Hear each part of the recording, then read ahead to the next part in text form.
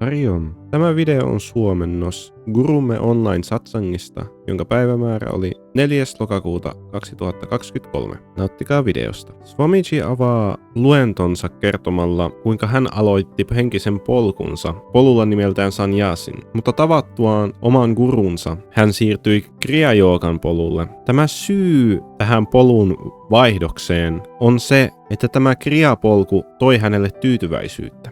Samalla tavalla kuin on esimerkiksi koulussa ja valitsee jonkin aineen, jota opiskella. Mutta tuo aine ei oikein tunnu omalta, joten oppilas saattaa päättää vaihtaa tätä ainettaan, jota opiskelee. Samalla tavalla ihminen saattaa muuttaa henkistä polkuaan sellaiseksi, että se tuntuisi enemmän omalta. Tämä tyytyväisyys tähän henkiseen polkuun johtaa täyttymyksen tunteeseen. Ja tämä täyttymyksen tunne on se, mitä me kutsumme valaistumiseksi. Tätä tunnetta kukaan ei voi ottaa sinulta pois. Kukaan ei voi sitä tuhota. Sekä se tulee olemaan iankaikkisesti. Sillä täyttymys on täyttymys. Jos se ei ole jatkuvasti, niin tällöinhän se ei ole enää täyttymys. Silloin kun Swamiji löysi oman gurunsa, tämä hänelle sopiva polku tuli helposti saavutettavaksi. Sillä guru on hän, joka johtaa opetuslapsensa sille henkiselle polulle, mikä on hänen omansa, joka sopii opetuslapselle parhaiten. Helpoin tapa löytää tuolle henkiselle polulle on vain kuunnella ja noudattaa gurun antamia ohjeita. Miettimättä sitä, onko tämä oikein tai väärin, tai minkälaista henkisen polun tulisi olla. Tämä on se luotto, joka opetuslapsella tulisi olla omaan gurunsa. Tällöin ei tarvitse huolehtia siitä, tekeekö oikein vai väärin, tai mikä olisi paras tie itselle, sillä guru tietää, mikä on opetuslapselleen parasta. Ja kun näitä gurun ohjeita seuraa pyytteettömästi sekä kyseenalaistamatta, löytää ihminen tämän täyttymyksen lähteen sekä oman sisäisen gurunsa. Mutta ensiksi ihmisen täytyy luottaa siihen, että tuo ulkopuolella oleva guru tuntee oman sisäisen gurunsa ja että tämä sisäinen guru on myös johtava sinut häneen. Sannyasin polku on aika hankala henkinen polku kulkea, sillä ne, jotka noudattavat sannyasi elämäntapaa, ovat joutuneet omaksumaan monia rajoitteita elämäänsä. Muun muassa pariutuminen ja perheen rakentaminen ovat usein sannyaseille kiellettyjä asioita. Moni, joka etsii henkistä tai hengellistä kasvua, ajattelee, että ehkä heidän tulisi eristäytyä, mennä erämaahan tai Himalajalle tekemään tuota hengellistä harjoitustaan. Swamiji sanoo, että jos et pysty tekemään omaa sadhanaasi, eli hengellisiä harjoitteita, hengellistä työtä, kotiolosi mukavuudessa, niin kuinka pystyisit tekemään sitä jossain luolassa Himalajalla tai viidakossa muista eristettynä? Tuskin pystyisit, sillä noissa paikoissa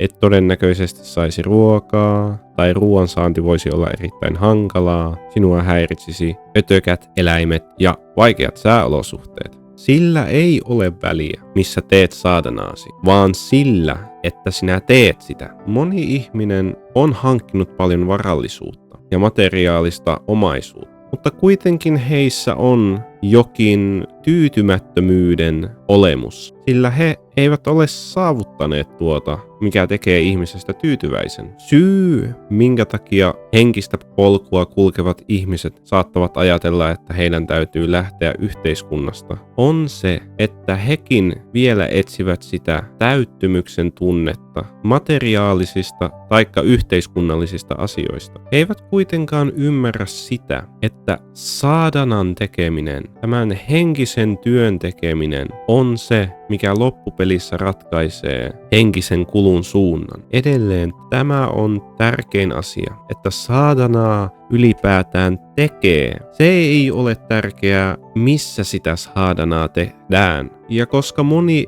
ei tee sadhanaansa antaumuksella eikä jatkuvasti, he eivät näe eikä koe sadhanan hedelmiä. Kuten lapsi, joka ei tiedä, että kynttilä polttaa ennen kuin hän pistää sormensa tuohon liekkiin, niin samalla tavalla sadhanan harjoittaja ei tiedä, miten saatana ratkaisee henkisen polun ennen kuin sitä alkaa tekemään antaumuksella päättäväisesti omistautuen siihen. Ja kun saatanaa harjoittaa johdonmukaisesti sekä jatkuvasti, niin ihminen alkaa huomaamaan tämän vaikutukset hänen elämässään. Ja nämä vaikutukset ovat mitkä johtavat tapojen muuttumiseen ja tunteisiin heräämiseen. Ja nämä muutokset ovat niitä, jotka johtavat henkilön henkiseen kasvamiseen. Swamiji kertoi myös siitä, kuinka usein jotkut saattavat käydä monen gurun tai henkisen mestarin luona, joilta he saavat monia eri mantroja henkiseksi harjoituksekseen. Ja tarkentaen vielä, tässä tilanteessa mantroilla tarkoitetaan tällaista henkistä harjoitusta kuin Nam Jap, eli nimi japa, joka on Jumalan nimen toistamista jatkuvasti. Ja Jumalalla, taikka tällä ylimmällä sielulla, totuudella, miksikä sitä ikinä tahtookaan kutsua, on monta nimeä. Intiassa usein lausutaan esimerkiksi Raaman ja Krishnan nimeä, mutta näitä jumaluushahmoja on myös muita eri muotoa. Swamiji kertoo, että sillä ei ole sinänsä väliä, mitä Jumalan nimeä ihminen lausuu taikka ajattelee, sillä ylin sielu tuntee kaikki nimet, jolla häntä kutsutaan. Tässäkin tapauksessa vain sillä on väliä, että ylipäätään tekee tätä harjoitusta, eikä sillä ole väliä, missä järjestyksessä sitä tekee, vaan että ylipäätään tekee sitä. Kuvittele, että sinulla on viljamylly, jossa sinun täytyy jauhaa eri viljojen jyviä, esimerkiksi kauraa tai vaikka ruisjyvää. Nyt mitä jyvää alat jauhamaan ensiksi? Sillä ei ole väliä, kunhan vaan alat jauhamaan. Jos jäät ikuisiksi ajoiksi miettimään sitä, että kumpaa jyvää sinun tulisi jauhaa, jäät jumiin, etkä pääse siitä eteenpäin. Tärkeintä tässä on se, että aloittaa sen jauhamisen. Jyvät tässä tapauksessa ovat tämän korkeimman sielun eri nimiä, joita gurusi on voinut antaa sinulle. Helpointahan tässä tilanteessa on se, ettei mene ja etsi monta gurua, vaan pysyy siinä yhdessä ja seuraa hänen antamia ohjeita. Kuitenkin jotkut ovat saattaneet kärsimättömyydessään taikka hengellisessä hurmiossa mennä monen gurun luokse, joilta he ovat saaneet monta eri mantraa. Ja nytten he ovat kummastuksissaan siitä, mitä mantraa heidän tulisi lausua. Älä mieti sitä, mitä näistä mantroista sinun tulisi lausua, vaan antaumuksella alat lausumaan sitä, mikä tuntuu sinusta oikealta. Ja jätä loput Jumalan käsiin. Tällainen asentoituminen tulisi henkisen polun kulkijalla olla, että hän jatkuvasti tulee henkisen harjoituksensa ääreen ja tekee sitä antaen kaikkensa. Kuten lapsi, joka on omistautunut jollekin päämäärälle, palaa takaisin työstämään tehdäkseen päämäärästään totta, muusta maailmasta paljoa välittämättä. Voimme ottaa vielä esimerkin siitä, kuinka kasvaessasi äitisi saattoi kutsua sinua monella eri nimellä, huoneesta toiseen. Hän saattoi käyttää etunimeäsi, toista nimeäsi, jotain lempinimeäsi. Hän saattoi kutsua sinua prinssiksi tai prinsessaksi, taikka apinaksi. Kuitenkin millä tahansa nimellä hän sinua saattoi kutsua. Sinä aina tunnistit, että hän oli kutsumassa sinua. Samalla tavalla, riippumatta siitä, millä nimellä kutsut Herraa, ylintä sielua, tietää hän aina, että kutsut häntä. Elikkä meidän tulisi jättää turha miettimättä liikaa sitä, että kuuleeko Herra meidän kutsua. Pidä vain luottamus siihen, että kyllä hän kuulee. Swamiji jatkaa kertomalla hänen isästään, joka oli myös joogi, joka kulki Agoran polkua. Agorit tykkäävät viettää aikaansa polttohautausmailla, joissa he harjoittavat saadanaansa. Näitä polttohautausmaita kutsutaan myös nimillä Masaan ja Shamshan. Kuitenkin, kun Swamijin äiti oli raskaana, Swamiji muistaa, kun hänen isänsä vei hänen äitinsä tuonne polttohautausmaalle viettämään aikaa. Kyllä, näin on. Ei ole ehkä romanttisin paikka, mutta täällä nuo rakastavaiset viettivät aikaansa. Swamiji myös muistaa, millainen hän oli ennen kuin hän tuli äitinsä kohtuun. Ja hän myös muistaa elämästä äidinsä kohdussa. Kun Swamiji oli 2,5-vuotias, hän näki Vishnu Jumalan ilmestyvän hänelle kirkkaasta valosta Shiva-temppelissä. Swamiji jatkoi eri jumaluuksien näkemistä 14 ikävuoteen saakka. Saatat miettiä, että jos hän näki jo Jumalan niin nuoresta pitäen, niin minkä takia hän edes tarvitsi gurun tai kulkea henkistä polkua? Tämä on siksi,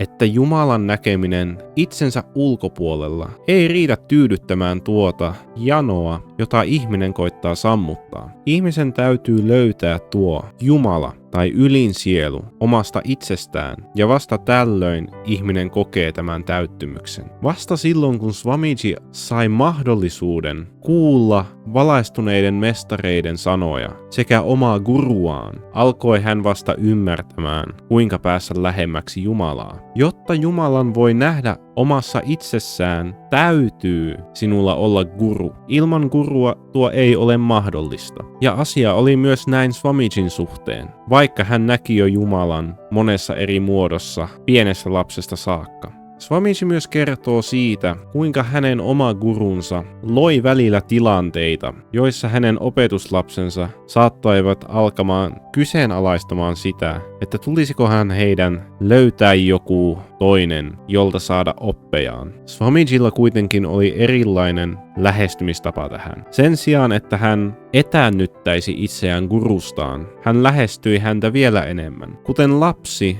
jota äitinsä toruu, ei lähde karkuun äidiltään, vaan tarrautuu häneen vielä voimakkaammin, ihmetellen sitä, minkä takia äiti on vihainen, haluten ymmärtää tuon syyn. Tällainen lähestymistapa tulisi opetuslapsella olla guruaan kohtaan. Tämä lähestymistapa oli se, mikä johti lukemattomiin siunauksiin gurultaan, saavuttaen gurunsa armon, mikä lopulta johti hänet itseoivallukseen, valaistumiseen. Guru on ikään kuin äiti, joka haluaa lastensa parasta ja joka rakastaa lapsiaan suunnattomasti. Hän tulee vielä iloisemmaksi silloin, kun hänen opetuslapsensa ovat iloisia. Ja hän kokee avuttomuuden tunnetta, kun hänen opetuslapsensa ovat ahdingossa tai tuskassa. Se on tämä rakkaus, josta Swamiji palaa aina opetuslastensa puoleen ja kehottaa heitä tekemään saadanansa, olemaan kärsivällisiä sekä olevan uskollisia.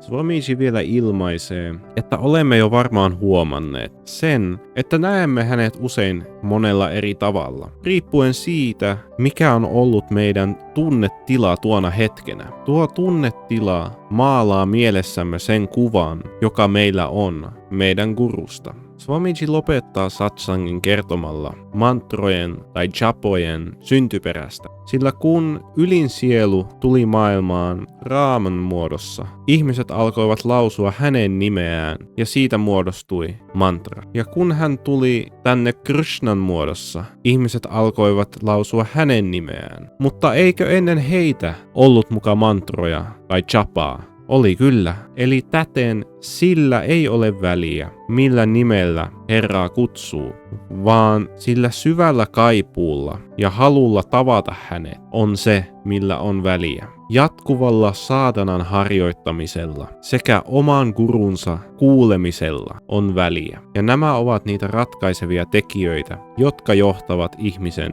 heräämiseen. Se syy, minkä takia me kyseenalaistamme vielä, on se, että emme ole nukkuvia, mutta emme ole myöskään täysin heränneitä, vaan me esitämme nukkuvamme. Ja jos olet koskaan yrittänyt herättää tällaista henkilöä, joka esittää olevansa unessa, niin tiedät, että se on vielä vaikeampaa, kun koittaisit herättää jotakuta oikeasti nukkuvaa. Swamiji kehottaa meitä olemaan suunnittelematta tulevaisuutta, vaan keskittymään tähän hetkeen, sillä voi olla, että tulevaisuus ei koskaan tule. Hariom, kiitos kun katsoit tämän videon Gurumme Swami Nispruspandanin online satsangista.